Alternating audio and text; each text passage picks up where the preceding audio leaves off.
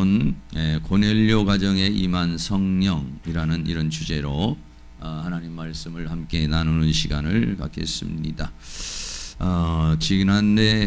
지난주, 지지난주에부터 우리 교회에서 집회를 했죠. 그리고 또 지난주는 또 월드 생명 비전 교회 가서 또 함께 은혜를 나누었습니다.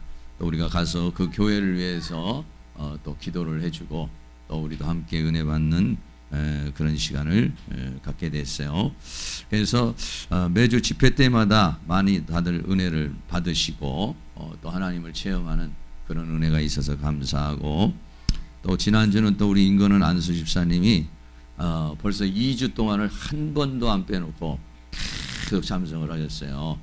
근데 사실은 직장 생활하는 게 굉장히 좀 힘에 부치는데 저녁에 와서 계속 기도를 하는데, 기도를 하시다가 보니까 처음에는 좀 힘들지만은 성령님이 역사하시고 은혜를 받으니까 피곤이 싹 사라져버리고 오히려 아주 그렇게 충만하게 하시고, 오늘도 또 일찍 나오셔서 주일날 또 이렇게 기도를 또 해주시게 되고 그래요.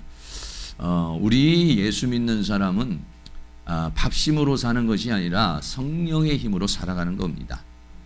하나님께서 주시는 힘이 있어요. 그래서 우리가 일반적인 힘으로 살아가는 게 아니고 몸이 좀 다운이 되고 마음이 좀 다운이 돼도 그럴 때에 그것을 자꾸 자기 의지로만 이거를 이기려고 해서는요 잘 이겨지지를 않아요. 그러니까 그럴 때는 하나님의 성령을 의지해야 돼요. 하나님의 성령이 역사하게 되면, 사단의 영이 역사를 하면 마음이 우울해지고 슬퍼지고 낙심, 절망, 소망이 없어지고 그래요. 근데 성령님이 역사를 하시면요 마음에 희망이 생겨요. 마음에 비전이 생겨요. 왜? 하나님의 성령은 생명이기 때문에 그렇습니다. 하나님의 성령은 생명이기 때문에 그 성령이 역사를 하게 되면은 우리들 안에서 막 이렇게 활력이 솟아나오게 되고 마음도 활력이 생기고 또 생각도 활력이 생기고, 더 나아가서는 주 여호와를 앙망하는 자에게는 새 힘을 주리라고 그랬어요. 그래서 막 새 힘이 이렇게 솟아나오게 되고 그래요. 저도 막 이렇게 집회를 계속 인도하니까 굉장히 힘들지만은 그 힘든 가운데 또 기도하다가 보면은 성령님이 또 역사를 하셔요. 성령님이 역사를 하면은 몸에 있는 피곤이 풀어지고 또 여러 가지 또 육체의 연약함이 또 강건케 되고 그래요. 그래서 이번 주에도 낮에만 또 우리가 기도회를 갖고자 하는데, 여러분들이 시간이 좀 되시는 분들, 또 시간을 만들 수 있는 분들은 나와서 이렇게 기도를 좀 했으면 좋겠고, 그래가지고 성령 충만한 삶, 사람은요 성령 충만한 삶을 살 때에 가장 행복한 삶을 살아갈 수가 있고, 이 성령 충만이라는 것이 오늘 우리가 이제 고넬료 가정에 임한 성령이라는 이런 주제로 말씀을 함께 나누게 되는데, 구약에서는요 성령을 충만을 받고 싶어도 받을 수가 없어요. 구약에는 성령 충만을 하나님 앞에 막 성령 충만을 달라고 해도 성령을 주시지를 않았어요. 그런데 예수님이 이 땅에 오시고 난 다음에, 예수님이 가시고 난 다음에 성령님이 오신 거예요. 다시 말하면 예수 그리스도의 십자가의 보혈로 죄사함을 받은 자가 예수 그리스도를 통해서만이 성령을 받을 수가 있어요.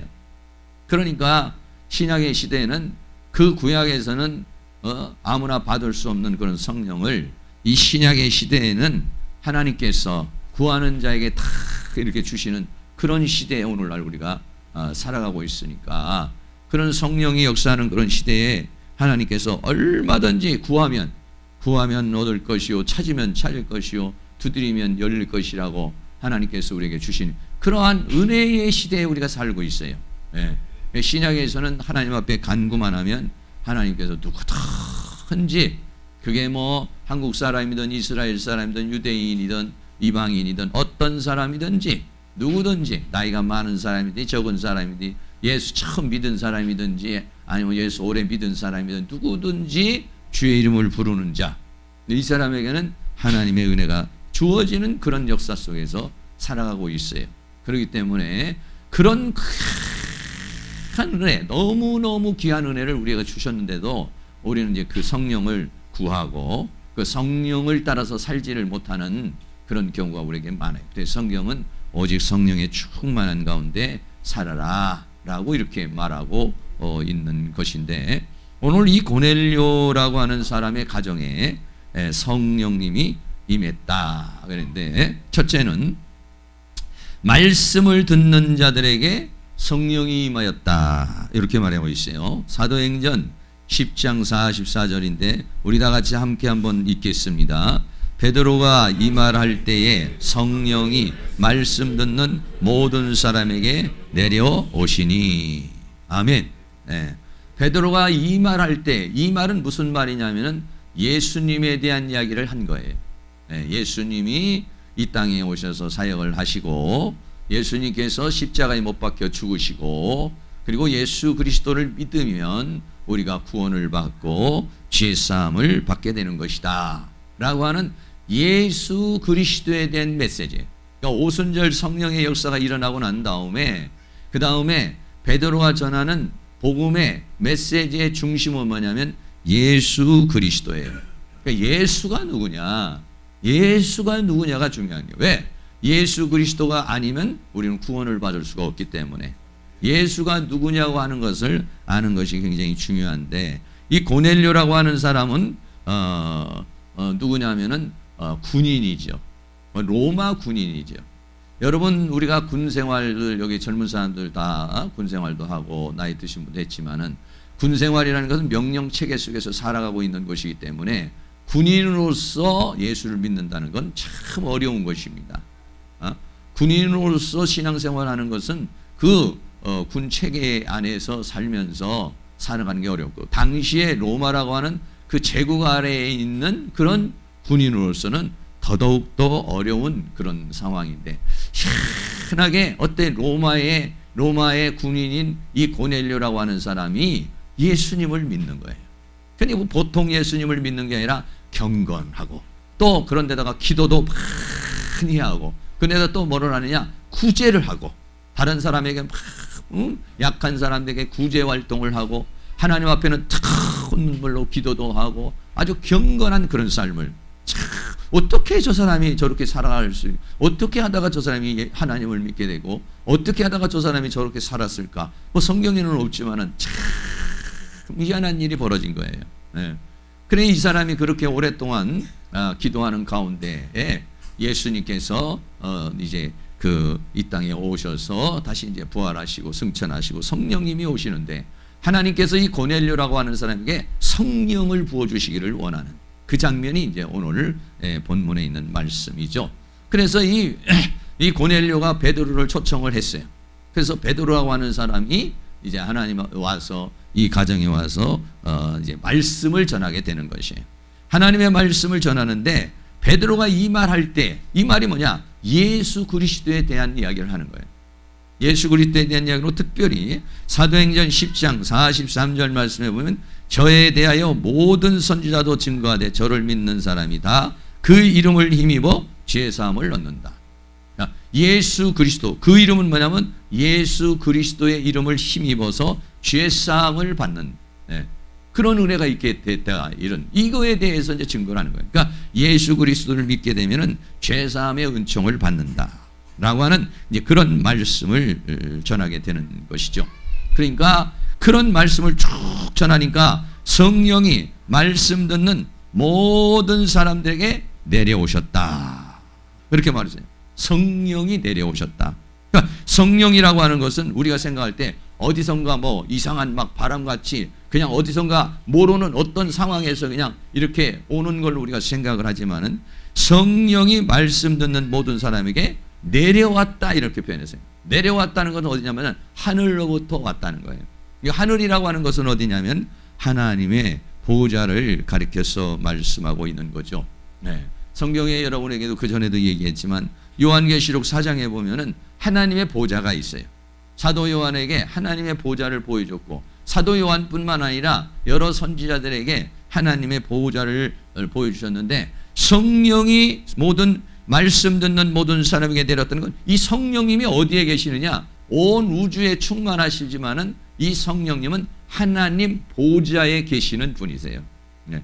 하나님은, 이 성령님은 이 기독교에서 성부와 성자와 성령 하나님, 삼위일체 하나님 중에서 성령 하나님이십니다. 이 성령 하나님은 어디에 계시냐? 하나님 보좌에 계시는 분이신데 이 성령님이 내려오셨다. 이거는 놀라운 일이죠.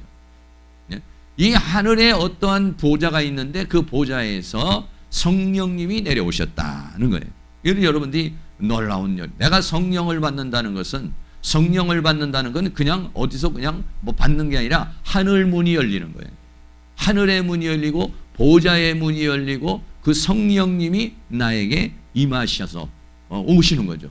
그 하나님의 보좌가 뭐 달나라인지 뭐 아니면은 태양과 같은 그러한 거리에 있는지 우리가 알 수가 없죠.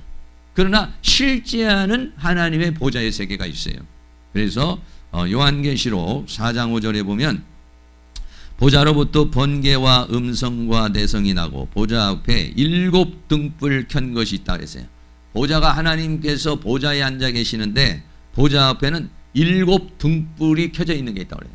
등불이 7개가, 촛대 같은 게 7개가 켜져 있는데 이는 하나님의 7 영이라 이렇게 말했어요. 그러니까 촛대는 뭘 상징하고 있느냐? 하나님의 영을 상징하고 있다. 제가 이 그림을 몇 번 이렇게 보였는데 이게 이제 요한계시록 4장에서 사도 요한이라는 사람이 하나님의 세계를 본 거예요. 가운데는 빛으로 이렇게 쫙 비치고 그 빛의 밑에 보면은 7 등불이 있어요. 이렇게. 그리고 그 앞에 있는 짐승 같은 거는 그건 천사를 말하고 양옆으로 있는 것은 24보좌에 있는 장로들을 가리켜서 말하고 있는데 여기에 환하게 비치는 그 빛 밑에 7 등불이 있어요. 그런데 7 등불로 이제 있는데 스가랴가와라고 하는 사람이 스가랴가 이거는 사도 요한만 본 것이 아니라 여러 선지자들이 이 하나님의 보좌를 보았어요. 그 중에서도 스가랴가라고 하는 사람이 이 하나님의 보좌를 보는데 스가랴 4장 2절에 보면 그가 내게 묻되 내가 무엇을 보느냐? 그러니까 스가랴가 환상을 보는 거예요. 내가 대답하되 내가 보니 순금 등대가 있는데 그 꼭대기에 주발 같은 것이 있고 또 그 등대에 7 등잔이 있으며 그 등대 꼭대기 등잔에는 7 관이 있다. 그러니까 7 양옆으로 3개씩 가운데 하나 해가지고 7 등대가 있고 또 이제 다음 구절에 보면은 양쪽 옆에 감람나무가 이렇게 서 있는 그런 모습을 보였어요. 그림으로 보면 이런 모습입니다. 뭐 어떤 모습이냐면 7 등대가 이렇게 쫙 그리고 거기에 불이 이렇게 쭉 들어와 있고요. 이게 뭐냐면 계시록 4장에 있는 7 영, 뭐냐면 하나님의 7 영이다 라고 그렇게 말씀하고 이런 환상을 보게 된 것이죠. 이걸 뭐를 상징합니까? 스가랴서 4장 6절에 보면 그가 내게 일러 가로되 여호와께서 스룹바벨에게 하신 말씀이 이러하니라. 만군의 여호와께서 말씀하시되 이는 힘으로 되지 아니하고 능으로 되지 아니하고 오직 나의 신으로 되느니라. 하나님의 성령의 역사를 통해서 하나님의 뜻을 이루어 줄 것을 이 스가랴에게 이런 그림을 보여주면서 하나님께서 이 그림을 보여주고 이런 환상을 보여주면서 사람의 힘으로 되지 않고 능으로 되지 아니면 하나님의 신 성령에 의해서 하나님께서 이스라엘 민족을 스룹바벨을 통해서 성전을 건축하게 될 것을 말씀하시는 그러한 모습을 보게 된 거죠. 힘으로 되지 않고 나의 신으로 되느니라. 그러니까 오늘 성령이 내려오셨다. 오늘 이 시간에도 우리가 기도를 하는 건데 성령님이 내려오신다는 건 뭐냐? 내가 성령의 충만함을 받는다는 건 뭐냐? 하나님의 영이 나한테 오는 것이고 이 하나님의 영은 어디서부터 오느냐? 하나님의 보좌로부터 온다고 하는 것입니다. 여러분 이것을 굉장히 소중하게 생각하고 귀중하게 생각해야 되는 것이죠. 근데 이런 성령의 역사가 구약에서는 일어날 수가 없었어요. 누구도 그런 성령을 받을 수가 없었는데 하나님께서 요엘 선지자를 통해서 이제 어느 시기가 되면은 때가 되면은 성령을 부어 주실 것이라는 것을 예언을 했어요. 그게 요엘서 2장 28절 말씀인데 이 말씀도 우리 다 같이 한번 읽겠습니다. 시작. 그 후에 내가 내 신을 만민에게 부어주리니 너희 자녀들이 장래일을 말할 것이며 너희 늙은이는 꿈을 꾸며 너희 젊은이는 이상을 볼 것이며. 이 요엘이라는 사람이 이 말씀을 받은 것은 BC 835년이에요. 그러니까 예수님이 오시기 전 835년 전에 요엘이라는 선지자에게 하나님께서 말씀을 해주시고 그 요엘에게 말씀하신 이 말씀이 오순절이라고 하는 날에 성령이 임한 거예요. 내 신을 만민에게 부어준다. 하나님의 영을. 그러니까는 구약의 시대에서는 받을 수 없었던 그런 성령을 부어주실 것을 말씀하고 있는 것이죠. 그래서 사도행전에는 성령이 임하시는 장면이 몇 군데가 이렇게 나와요. 근데 그 말씀을 여러분들 같이 보면은 처음에는 그 예루살렘에 성령이 임하실 때입니다. 그때는 사도행전 1장 14절 말씀에 여자들과 예수의 모친 마리아와 예수의 아우들로 더불어 마음을 같이하여 전혀 기도에 힘쓰니라 그랬어요. 예수님이 승천하시고 난 다음에 120명의 제자들이 마가의 다락방에 모여서 막 기도를 했어요.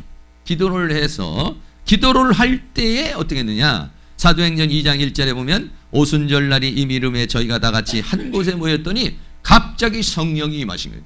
성령이 어디서 왔느냐? 보좌로부터 성령이 내려오셔서 바람처럼 불처럼 임하셨어요. 그리고 막 사람들이 다 성령이 충만하고 방언을 말하는. 다시 말하면 성령이 임하실 때 언제 임하느냐? 오순절에 마가의 다락방에 뭐 할 때? 기도할 때. 네. 그러니까 내가 성령 충만을 받고 싶다. 그럴 때는 어떻게 했냐? 기도할 때에 성령님이 역사하실 수 있는 것이죠. 그리고 난 다음에 이런 사도행전 1장, 2장에서 성령님이 역사하시고 난 다음에 그 다음에는 성령이 임할 때가 어떻게 임했느냐? 사도행전 8장 17절 말씀에 이에 두 사도가 저희에게 안수함에 성령을 받은지라 라고 그랬어요. 사마리아라고 하는 지역에 빌립이라는 집사님이 나가서 복음을 증거를 했어요. 그래서 사마리아는 처음에는 유대 땅에, 사마리아는 이방 땅이나 비슷하죠. 이스라엘 민족이지만은 이방인과 같이 그렇게 취급했던 곳인데 사마리아에서 빌립이 복음을 증거하는데 사마리아 사람들도 막 예수를 영접하게 되는 거예요. 하나님 앞에 돌아오는 그런 역사가 일어나게 된 거예요. 그래가지고 이에 그 두 사도가 가가지고 이제 안수를 하니까 성령을 받은지라 그랬다. 그러니까 오순절에서는 기도할 때 성령님이 역사했어요.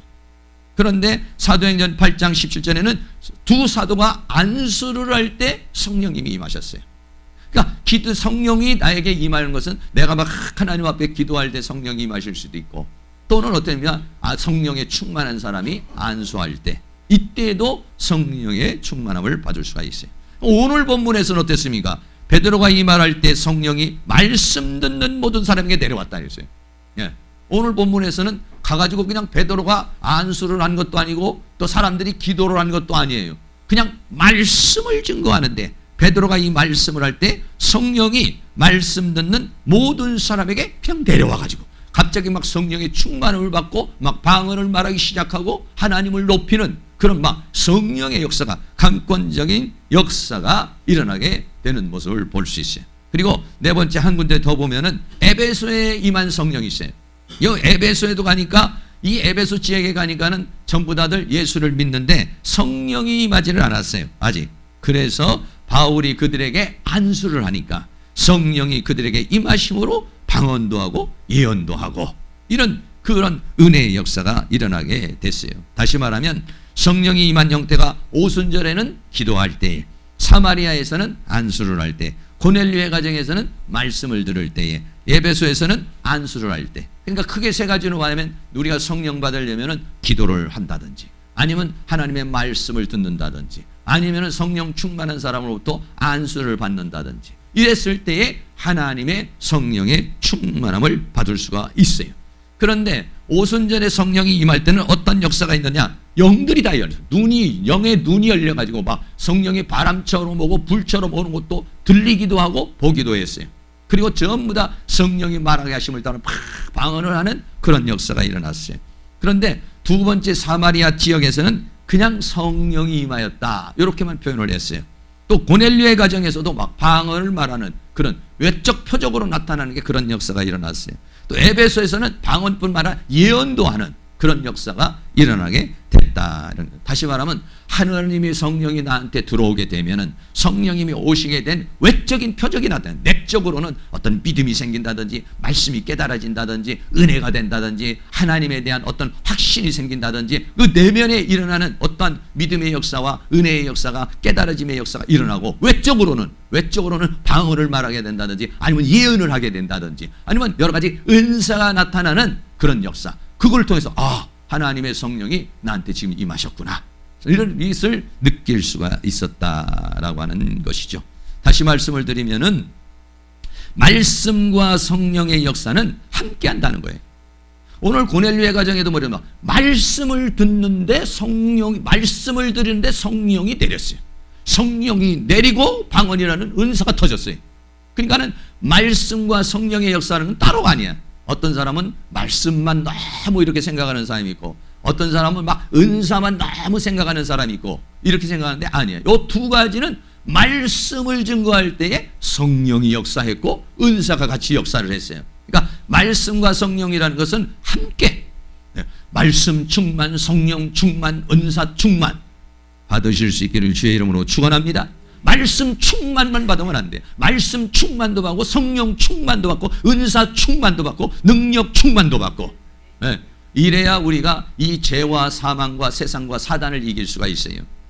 한 가지만 가지고 해서는 안 돼. 왜? 하나님께서 말씀도 주셨지만 성령도 주시고 성령도 주셨지만 은사도 주시고 은사도 주셨지만 성령이 임하면 너희가 권능을 받으라고 그랬으니까 능력도 주셨단 말이에요. 이건 왜 다 주셨습니까? 이 세상을 살아가는데 원수 마귀가 우리를 공격해 오니까 육체를 공격하고 마음을 공격하고 생각을 공격하고 다양한 형태로 우리를 공격해서 신앙생활하지 못하도록 만들고 또 이 세상에 하나님의 뜻을 따라 살지 못하게 하니까 하나님께서 하늘의 문을 열어서 보좌의 문을 열어서 성령을 부어 주신 것이죠. 그런 은혜의 역사가 여러분 모두에게 다 일어날 수 있기를 주의 이름으로 축원합니다.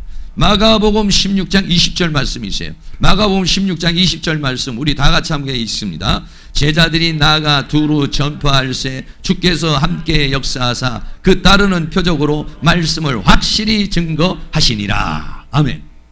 예수님께서 승천하시면서 믿는 자에겐 이러한 표적이 따르니 너희가 나가서 귀신을 쫓아내며 병든 자를 고치고 온 천하에 다니며 만민에게 복음을 전하라고 그랬어요. 그래 마가복음 16장 20절 제자들이 나가서 두루 전파할 때 예수 그리스도를 증거하네. 예수는 그리스도다. 예수 그리스도를 믿어야 구원을 받는다 해서 하나님의 말씀을 전케 하니까 주께서 함께 역사하사 그랬어요. 예수님은 부활해서 승천에 올라가셨지만은 성령으로 역사하시는 거예요. 성령으로 해서 그 따르는 표적으로 말씀을 확실히 증거하니라 이렇게 말했어요. 그러니까 말씀이 역사할 때 성령이 역사하고 능력이 역사하고 은사가 역사하고 사랑하는 모든 성도들이 고루 다 말씀 충만도 받으시고 성령 충만도 받으시고 은사 충만도 받으시고 능력 충만도 받아가지고 죄와 사망과 세상과 사단을 능히 이기고 승리하는 그런 역사가 다 일어날 수 있기를 주의 이름으로 축원합니다. 두 번째로는요, 성령을 부어주시게 되니까 탁 놀랐다 이랬어요. 사도행전 10장 45절 말씀입니다. 또 함께 있습니다. 베드로와 함께 온 할례 받은 신자들이 이방인들에게도 성령 부어주심을 인하여 놀라니. 구약에서는 아까도 말씀드렸지만 제사장이나 왕이나 선지자에게만 성령의 기름을 부었어요. 기름을 부을 때 성령이 임하셨어요. 그런데 오순절에 성령이 임했는데 유대인들에게 성령이 임한 거예요. 유대인들이 막 성령 충만한 가운데서 하나님의 성령이 바람처럼 불처럼 임하고 아주 놀라운 그런 역사가 일어났어요. 그런데 그걸로 끝나지 않고 그 사람들이 생각하고 있는 유대인이 아닌 이방인들, 유대인이 아닌 이방인들에게도 성령 부어주심을 인하여 놀라버렸다. 유대인들 구약에서 제사장이나 왕이나 선지자에게만 주신 그 성령을 유대인들에게 막 거기에 모인 120명의 문도가 다 성령 받은 것도 깜짝 놀래죠. 그런데 이 성령님이 유대인뿐만 아니라 이방인들에게도 그 로마의 사람에게까지도 로마의 사람들에게까지 성령을 부어주신다는 건 유대인들로는 상상할 수 없는 일이었었어요. 상상할 수 없는 일이 벌어지게 되니까 전부 다 놀란 거예요.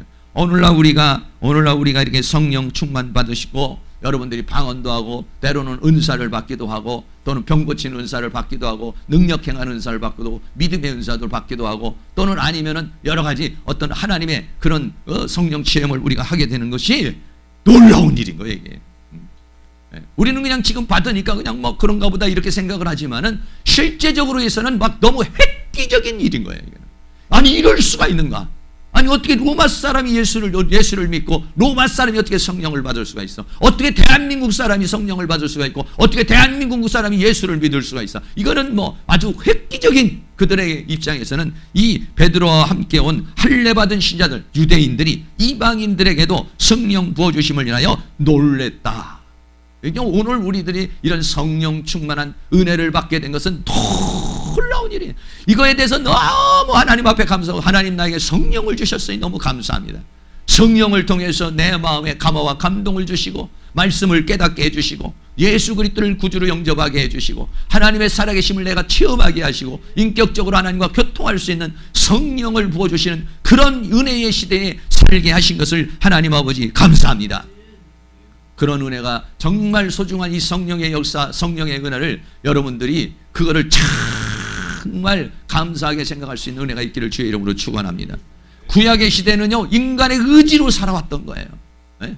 인간의 의지로 살아왔고 인간의 의지로 하나님의 말씀을 지키려니까 얼마나 어렵습니까? 네? 인간의 이 생각과 인간의 힘으로 이 하나님의 말씀을 따라가려니까 얼마나 힘들어요. 그러니까 너무 인간의 힘으로는 살 수가 없고 힘으로는 능으로 되지 않으니까 하나님께서 마지막 시대에는 성령을 물붓듯 부어주셔서 그 성령의 충만함을 받아서 성령의 능력으로 죄와 사망과 세상을 이기고 하나님의 말씀을 살으라고 성령을 부어주신 것이에요. 그러므로 여러분들이 성령 충만받아서 하나님의 말씀 가운데 살아갈 수 있는 은혜의 역사가 일어날 수 있기를 주의 이름으로 축원합니다. 이게 사도행전 1장 8절에 보면 이미 예언을 해주셨어요. 자, 사도행전 1장 8절도 있습니다. 오직 성령이 너희에게 임하시면 너희가 권능을 받고 예루살렘과 온 유대와 사마리아와 땅끝까지 이르러 내 증인이 되리라 하시니라. 증인이 가는 곳에 성령의 역사가 일어나는 거예요. 말씀을 증거 예수 그리스도를 증거하는 곳에 성령이 역사하는 거예요. 은사가 역사하는 거예요. 능력이 역사하는 거예요. 그게 어디서부터? 예루살렘에서 시작을 해서 예루살렘에서 시작을 해가지고 온 유대에 하나님의 증인들을 통해서 성령의 역사가 일어나고 그리고 더 나아가서는 사마리아에도 성령이 임하시고 더 나아가서는 고린도에 더 나아가서는 로마에 더 나아가서는 땅끝까지 이르러 이 증인을 통해서 증거를 통해서 성령의 역사가 임하고 하나님을 믿는 그런 은혜의 역사가 일어나게 된 줄로 믿습니다. 요엘서 2장 28절에 말한 것처럼 아까도 우리가 함께 봤지만은 내 신을 만민에게 부어준다. 누구에게나 다 부어준다는 거예요. 구약의 시대는 특정한 사람에게 제한된 이 성령이 오늘날에는 우리가 누구든지 예수 그리스도를 믿는 자, 예수 그리스도를 통해서 죄사함을 받은 자는 하나님 앞에 성령을 구하면 하나님 나에게 성령을 부어 주시옵소서. 성령의 능력을 부어 주시옵소서. 그래서 내 능력으로 살지 않고 내 힘으로 살지 않고 하나님이 주시는 힘과 능력으로 살게 하여 주시옵소서 하면은 하나님께서 성령을 물붓듯 부어주시는 그런 은혜의 시대에 오늘 우리가 살아가고 있어요. 사랑하는 모든 성도님, 이 은혜의 시대 성령을 풀붓듯 부어주시는 간구하기만 하면 막 성령을 물붓듯 부어주셔서 그 능력으로서 이 죄와 사망과 세상과 사단을 이기며 살게 하시는 이 은혜의 시대에 오늘 우리가 살아가고 있다는 사실을 기억해서 사랑하는 모든 성도님이 성령 충만 받아가지고 이기고 승리하는 그런 역사를 이루어갈 수 있기를 주의 이름으로 축원합니다. 성령이 임하면은요 여러 가지 현상이 일어납니다. 성령님이 내게 오시면 아무런 감각도 없고 아무런 느낌도 없는 것이 아니에요. 성령님이 오시면 마음이 뜨거워지는 사람이 있어요. 성령님이 오시면 말씀이 깨달아지는 사람이 있어요. 성령님이 오시면 강하고 담대해지는 사람이 있어요. 성령님이 오시면 몸이 막 찌릿찌릿해지는 사람도 있어요. 성령이 오시면 불처럼 막 뜨거워지는 역사가 일어나요. 성령님이 오시면 성령님이 역사하시는 것을 내가 느낄 수 있어요. 그 중에서 하나가 뭐냐면 방언을 말하며 하나님을 높였다 라고 말했어요. 사도행전 10장 46절 말씀입니다. 또 함께 있습니다. 이는 방언을 말하며 하나님 높임을 들음이러라. 네. 고넬료의 가정에 베드로가 하나님의 말씀을 증거로 하니까 성령이 하나님의 보좌로부터 내려와 거기에 있는 모든 사람을 성령으로 충만하게 했어요. 예? 성령으로 충만하게 하니까 전부 다 예수 그리스도를 구주로 영접을 하게 됐어요. 예수 그리스도를 구주로 영접을 하게 되고 그 사람들이 다 세례를 받는 하나님의 구원의 역사가 이날 일어나게 된 것이죠. 그런 역사가 일어나는 반면에 그들이 방언을 말하며 하나님을 높이는 역사가 일어나게 되었다라고 말씀하고 있어요. 근데 성경에는 이 방언이라는 것이 나오는데 방언은 오순절에 임한 방언하고 고린도 교회에 임한 방언은 조금 달라요. 오순절에 임한 방언은 어떤 방언이냐면은 하나님의 성령을 받아서 이게 증거를 하는데 어떤 역사가 일어났냐면 사도행전 2장 4절 말씀에 보면 저희가 다 성령의 충만함을 받고 성령이 말하게 하심을 따라 다른 방언으로 말하기를 시작하니라 그랬어요. 근데 어떤 현상이 일어났느냐면 사도행전 2장 8절 우리가 각 사람이 난 곳 방언으로 듣게 되는 것이 어찌미냐 이렇게 말했어요. 다시 말하면 사도들이 막 전부 다 저기 120명의 사람들이 하나님의 은혜 가운데서 막 성령 충만한 가운데서 막 방언을 말하는데 어떻게 들려지느냐면은 거기에 온 사람들이 전부 다 세계각국에서 모였어요. 그래가지고 거기에는 유대인도 있고 그레데인도 있고 아라비안도 있었고 로마 사람도 있었고 헬라 사람도 있었고 많은 지역에서 사람들이 왔는데 이 사람들이 방언을 말하는데 다 알아듣는 거예요. 동시통역이 다 돼버리는 거예요.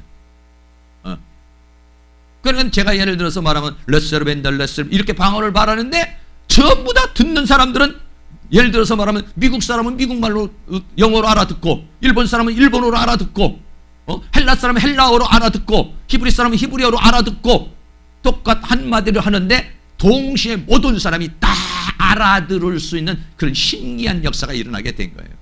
여기서 방언을 한 사람이 영어를 하거나 어떤 헬라어를 한 것이 아니라 성령이 말하게 하심을 따라 방언을 하는데 듣는 사람이 자기 나라 말로 다 듣는 거예요. 각 사람의 난 곳 방언으로 듣게 돼. 각 사람이 그냥 오늘날로 말하면 동시통역의 역사가 일어나 버린 거예요. 그러니까는 거기에 있는 사람이 신기하게 아니 이 사람들이 전부 다 가나안 사람이고 여기 갈릴리 사람이고 여기 있는 사람들이 전부 다 유대 사람인데 어떻게 이 사람들이 그레데의 말을 하고 불루기아 말을 하고 애굽 말을 하고 구레데에 있는 말을 하고 이렇게 그런 말로 똑같이 한마디를 하는데 다 각기 똑같은 말로 자기 나라 말로 다 듣는 그러한 역사가 아주 신비한 역사가 일어나게 된 것이죠. 이것은 무엇을 상징하고 있냐면요. 창세기 11장에 보면은 사람들이 타락을 하게 돼서 바벨탑을 쌓는 사건이 나와요. 그 바벨탑 창세기 11장 이전에는요. 모든 사람이 언어가 하나였어요. 전부 다 똑같은 언어를 사용했어요. 그런데 사람들이 바벨탑을 쌓게 되고 하늘 꼭대기까지 하나님의 권위에 도전을 하게 되니까 하나님께서 언어를 다 혼잡하게 만들어서 그래서 바벨탑을 쌓지 못하도록 해서 그때부터 어떻게 보면 이 언어의 혼잡이라고 하는 것은 하나님의 저주요 하나님의 심판에 의해서 이루어진 것이죠. 창세기 11장 27절에 보면 자 우리가 내려가서 거기서 그들의 언어를 혼잡케 하여 그랬어요. 언어가 전부 다 똑같았어요. 근데 언어를 혼잡케 하여 그들로 서로 알아듣지 못하게 하니까 이거 벽돌을 달려면 벽돌을 주지 않고 엉뚱하게 하니까 작업이 되지를 않는 거예요. 결국은 창세기 11장 8절에 여호와께서 거기서 그들을 온 지면에 흩으신 거로 그들이 성 쌓기를 그쳤더라라고 했어요. 다시 말하면 이 오순절의 역사는 이 바벨탑 사건으로 해서 언어가 혼잡되어져서 서로 알아들을 수 없는 그러한 상황의 회복의 역사가 일어나게 된 것이에요. 새로운 하나님의 은혜의 역사가 이루어진다는 것을 오늘 이 오순절이라는 사건을 통해서 그렇게 모든 사람이 다 알아들은 그냥 말을 하는데 다 알아듣는 거예요. 어떻게? 성령님의 강권적인 역사를 통해서 그렇게 알아듣는 역사가 오순절에 일어나게 된 것이죠. 그러나 그 이후에 고린도 교회에서 말하는 방언이나 이런 방언은 그런 방언하고는 좀 다른 방언이에요. 어떻게 다르냐면은 고린도전서 14장 27절 말씀은 만일 누가 방언으로 말하거든 두 사람이나 답으로 세 사람이 차서를 따라하고 한 사람이 통역할 것이다. 방언을 어떤 사람이 말을 하면은 통역하는 사람이 없으면 알아들 수 없는 방언이야. 이거는 오순절에 임한 방언은 그냥 방언을 말하면 다 알아듣는 거예요. 그냥 다. 다 알아들으면 무슨 통역의 은혜를 받거나 은사를 받을 필요 없이 그냥 말을 하는데 각 자기의 말로 다 알아듣는 거예요. 그러나 고린도 교회에서 말한 이 방언은 어떻게냐? 통역할 것이요. 통역을 하지 않으면 알아들을 수가 없다는 거예요. 자기 혼자 막 하나님과의 비밀을 말하는 것인가 알아들을 수가 없어요. 그래서 어떻게 되느냐? 통역의 은사를 받아야만이 되는 거예요. 고린도전서 12장 10절에 보면은 은사가 여러 가지가 쭉 나오는데 능력 행하는 은사, 예언함의 은사, 영들 분별함의 은사, 각종 방언을 말하는 은사, 어떤 행위는 방언을 통역함을 주시네요. 방언의 통역을 은사를 받은 사람만이 이 사람이 무슨 방언을 하면은 이런 방언을 하는구나, 이걸 알아들을 수가 있게 되는 것이, 이게 오순절의 역사든 방언과 고린도께서 임한 방언이 달라요. 왜 그러느냐? 고린도전서 14장 2절에 보면은 방언을 말하는 사람은 사람에게 하는 것이 아니라 하나님께 말하느니 이는 알아듣는 자가 없고 그 영으로 비밀을 말하는 것이다. 자기가 영으로 그냥 하나님께 말하는 거 다른 사람이 알아들을 수가 없는 거예요, 이거는. 그러나 통역의 은사를 받은 사람은 저 사람이 지금 말하는 것이 이렇게 하는구나. 그러나 고순절의 역사하던 성령의 역사하심과 또 고린도 교회의 역사하시던 그런 성령의 역사는 다르고, 오늘날 우리가 하는 방언은 하나님이 초자연적 역사를 하면은 여러분 가끔가다 그런 역사가 이렇게 복음 전도자들을 통해서 일어난다고 그래요. 갑자기 어떤 말을 하는데 자기가 일본어를 못 하는데 어디 아니면은 저기 무슨 아프리카라든지 선교지에 갔는데 그 나라 사람 말을 못 하는 거예요. 근데 방언으로 말하는데 다 알아듣는 역사가 일어나요. 왜? 선교사들의 그런 간증들 여러분들이 들어본 적이 있을 거예요. 그냥 자기는 그 사람들 말을 모르니까 그냥 방언으로 말했는데 그 사람들이 말 뜻을 알아듣고 설교를 알아듣는 그런 은혜의 역사가 일시적으로나 아니면 순간적으로 일어나게 되는 그러한 역사가 일어나게 된 것을 살펴볼 수 있는 것이죠. 하나님 말씀 결론을 내고 정리하도록 하겠습니다. 오늘 고넬료라고 하는 사람, 로마 군인입니다. 로마 군인으로서 예수를 믿는다는 게 얼마나 어려운 것인지 몰라요. 그런데 이 사람은 참 하나님 앞에 경건한 사람이요, 시간을 정해놓고 하나님 앞에 기도하는 사람이요, 더 나아가서는 자기가 가지고 있는 그 물질을 가지고 그 어렵고 힘든 사람에게 다 나누어주는 구제하는 사람이었어요. 그러나 하나님께서 너의 기도와 너의 구제가 하나님 앞에 상달되고 하나님이 기억한 바가 되었다. 그래서 하나님께서 그 시대에 가장 소중한 게 뭐냐면 성령을 부어주시는 거예요. 이 성령을 고넬료에게 부어해 주시기 위해서 하나님께서 고넬료에게도 환상을 보여주시고 베드로에게도 환상을 보여주셔서, 그래서 이 고넬료가 베드로를 초청하게 해가지고 성령이 부어지는 역사가 일어났어요. 그래서 이방인 중에는 최초의, 로마 사람으로는 최초의, 사마리아인들도 예수 믿긴 했지만 그래도 그거는 이스라엘 땅이지만 아주 이방인으로는 최초의 성령을 부음을 받은 사람, 예수 그리스도를 구주로 영접하는 사람, 세례를 받은 사람, 하나님의 놀라운 은혜와 은총과 이 사랑을 받은 사람이 누구냐면 고넬료라고 하는 사람이에요. 하나님께서 놀라운 이 선물을 누구에게 주시기를 원했느냐? 고넬료라고 하는 사람에게 주신 거예요. 그러니까 거기 있는 사람이 다 성령의 임함을 보고 놀랐어요. 아니 어쩌면 이럴 수가 있느냐? 어떻게 이방인에게, 어떻게 로마 사람에게 성령이 임할 수 있느냐? 시대가 달라졌다라고 하는 것을 말해주는, 그 사람들이 방언을 말하고 하나님을 높여요. 하나님을 막 찬양하게, 하나님을 높인다는 하나님을 찬양하고, 성령 충만 받으면 어떠냐? 막 하나님 앞에 대한 감사가 나와요. 하나님 앞에 대한 찬양이 나와요. 하나님 앞에 대한 고백이 나와요. 성령 충만하지 않으면은 그냥 하나님이 이런가 보다 이러지만, 성령 충만을 보세요. 막 찬양하고 싶고, 찬양을 1시간이고 2시간이고 하고 싶고, 방언 받아보세요. 방언 받지 못한 사람은 한 10분이나 20분 하면 기도할 게 없어요.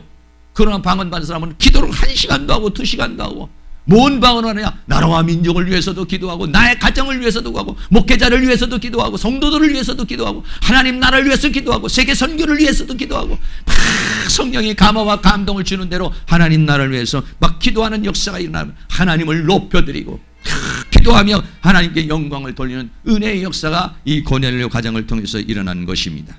사랑하는 모든 성도님들, 성령을 물붓 부어주시는 이 은혜의 시대에 기도와 말씀을 통해서 성령 충만 받으시고, 은사 충만도 받으시고, 말씀 충만도 받으시고, 능력 충만도 받으셔서 성령의 열매도 맺으시고, 빛의 열매도 맺으시고, 하나님 주시는 힘과 능력으로, 이 하나님은요 이 세상을 그냥 이기라고 말하지 않습니다. 어떻게 우리가 죄와 사망과 세상과 사단을 이겨요? 우리의 힘으로는 못 이겨요. 그럼 뭘로 이겨요? 성령의 능력으로는 임해 이길 수 있어요. 그래서 성령을 받으라고 그런 것이죠. 성령 충만 받아서 이 죄악된 세상을 승리하며 살아갈 수 있는 은혜의 역사가 여러분들에게 다 일어날 수 있기를 주의 이름으로 축원합니다.